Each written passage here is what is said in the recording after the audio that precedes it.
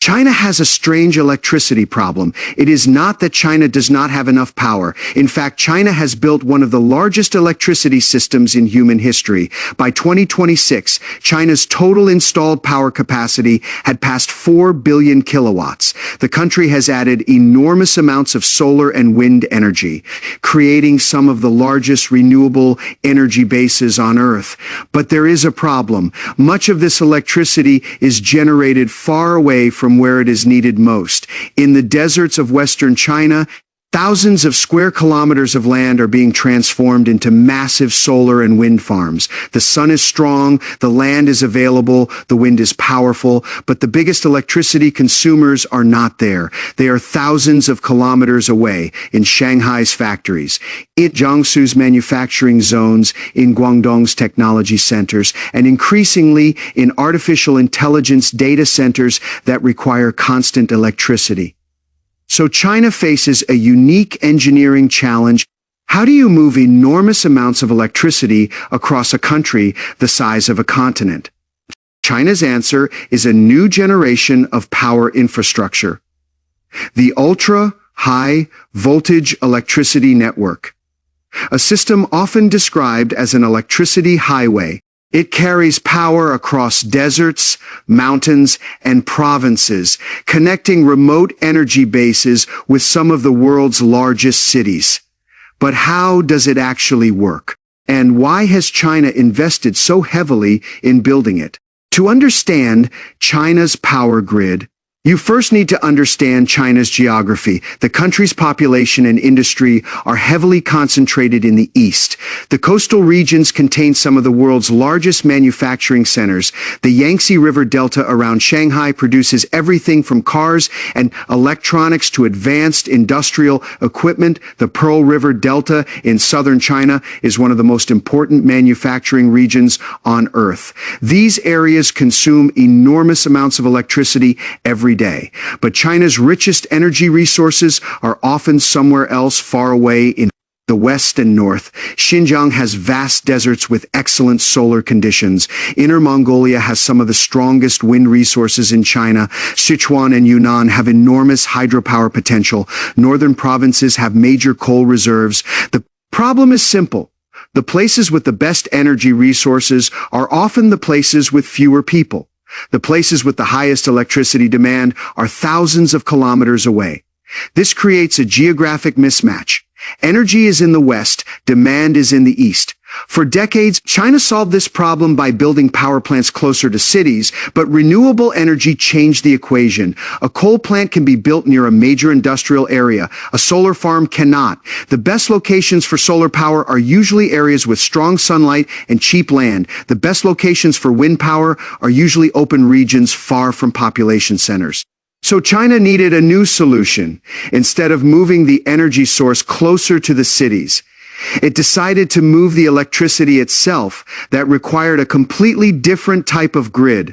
At first glance, electricity transmission seems simple. Power plants generate electricity. Power lines carry it, homes and factories use it, but long-distance transmission has a major problem: energy loss. When electricity travels through a wire, part of the energy is lost as heat. The farther the electricity travels, the more important this problem becomes. So if you want to send huge amounts of electricity thousands of kilometers away, you need a more efficient system. China's solution is ultra-high voltage transmission, known as UHV. The basic idea is surprisingly simple. Higher voltage allows electricity to travel with lower current. Lower current means less energy loss. Think of it like transporting water. If you need to move huge amounts of water over a long distance, you need a highly efficient pipeline system. Electricity works in a similar way. China's UHV network uses both alternating current and direct current technology. Some of its ultra-high voltage direct current lines operate at around plus or minus 800 kilovolts, allowing them to transport millions of kilowatts of electricity over very long distances. These lines are not ordinary power cables. They are more like highways for electricity. A normal road moves cars between nearby locations. An electricity highway moves enormous amounts of energy between regions. So, what actually happens when electricity moves from a desert solar farm to an eastern factory?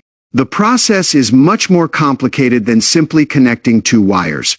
First, electricity is generated. Solar panels, wind turbines, hydropower stations, or other power plants produce electricity in remote energy bases. Then the electricity enters a converter station. These facilities are some of the most important parts of the entire system. They transform electricity into a form suitable for long-distance transmission. After that, the power enters the UHV transmission line. The towers stretch across huge landscapes. They cross deserts, mountains, rivers, and rural areas. Engineers must design them to survive extreme conditions. Desert heat, winter ice, strong winds, lightning, and difficult terrain. After traveling hundreds or thousands of kilometers, the electricity reaches another converter station near the receiving area. There, it is converted again and enters the local power network. Eventually, it reaches factories, offices, and homes. From the outside, people may only see towers and wires, but behind those structures is a complex system of engineering. It requires advanced transformers, real-time monitoring, automated control systems, and constant maintenance, because the challenge is not only building the line, the challenge is keeping the entire system stable every second. Building a UHV transmission line is not a simple construction project. It requires enormous investment, years of planning, and complex engineering. So why does China continue expanding this network? Because it changes the way the entire energy system works. First, it allows renewable energy to actually be used.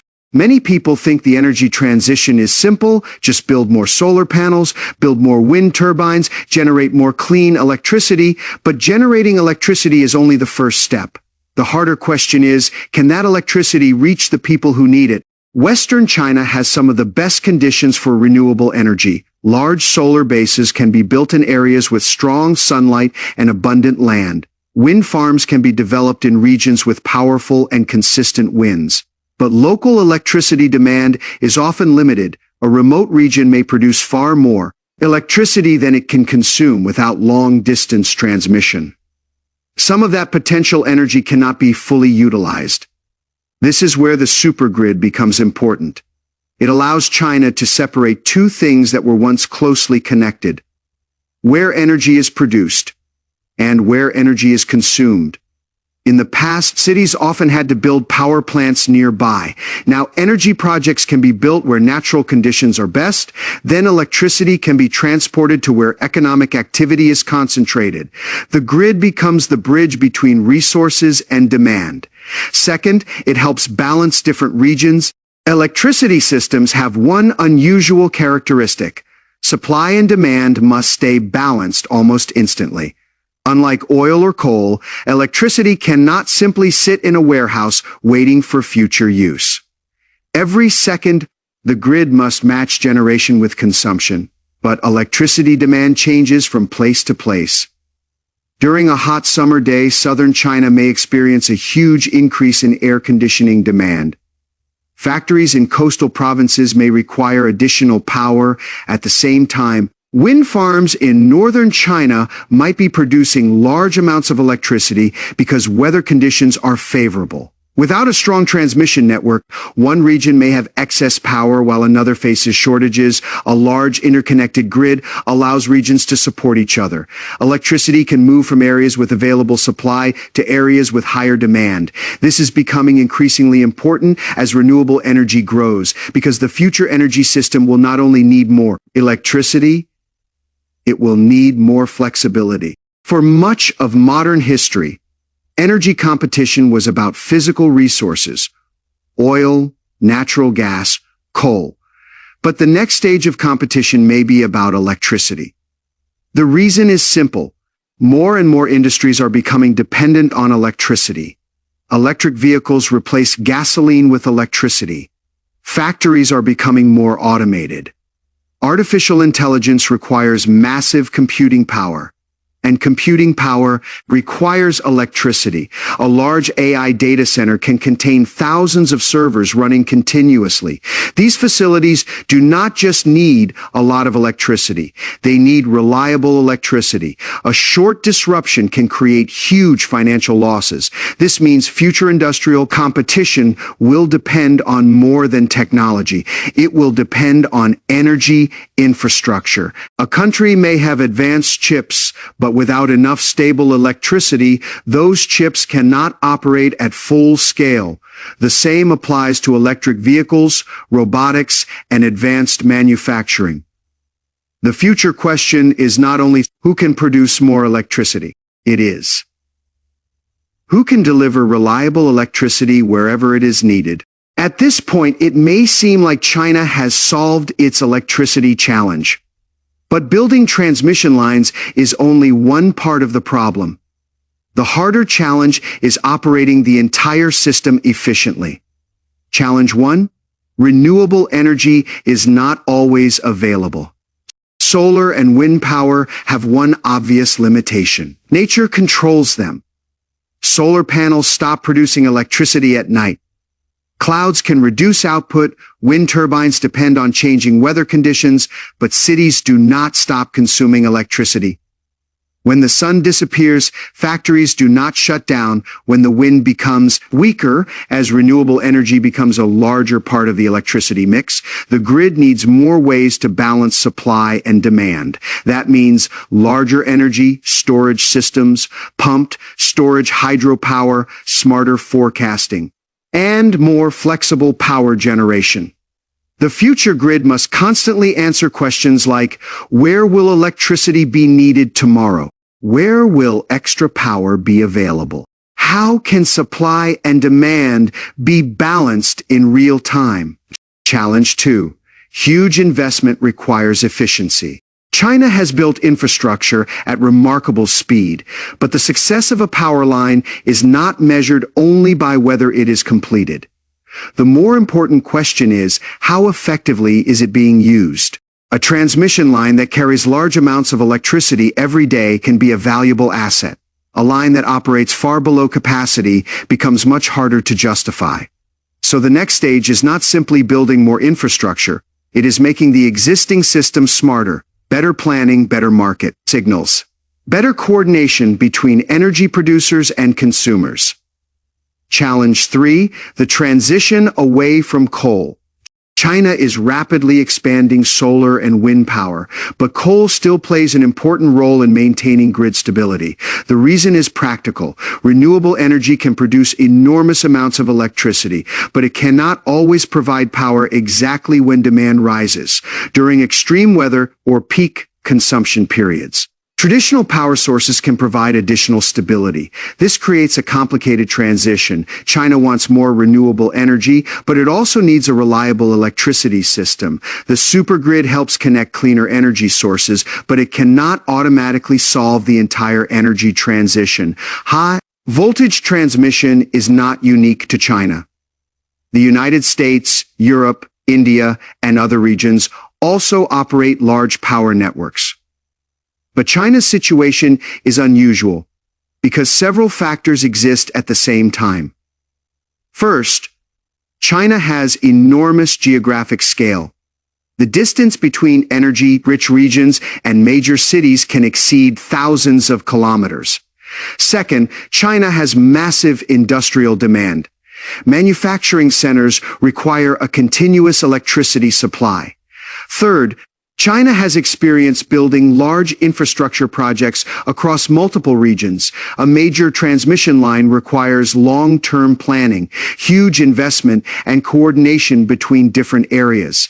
Other countries face different challenges. In the United States, large transmission projects often involve multiple states, different regulations, and complex approval processes. In Europe, energy cooperation involves many different countries with different priorities. China's challenge is different. How do you operate one electricity system across a country with enormous geographic and economic diversity? But scale alone is not enough. A large grid still needs efficient management, technology, market reforms, and constant adaptation.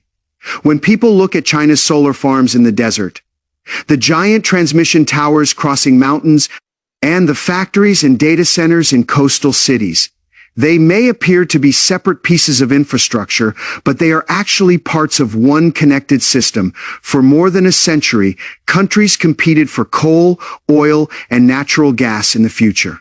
Competition may increasingly focus on electricity, not just who can generate more power, but who can produce cleaner energy, store it, move it, and use it more efficiently. China's supergrid is not simply a collection of power lines. It is an attempt to solve a very practical engineering problem. When the best energy resources are thousands of kilometers away from the people who need them, how do you connect the two? The answer is being built across China's deserts, mountains, and cities. It is not a perfect system. It still faces challenges from cost, renewable energy volatility, and the complexity of managing such a huge network. But one thing is clear. The way electricity is produced, transported, and consumed is changing, and the future of energy may depend not only on who has the most resources, but on who can build the smartest system to use them.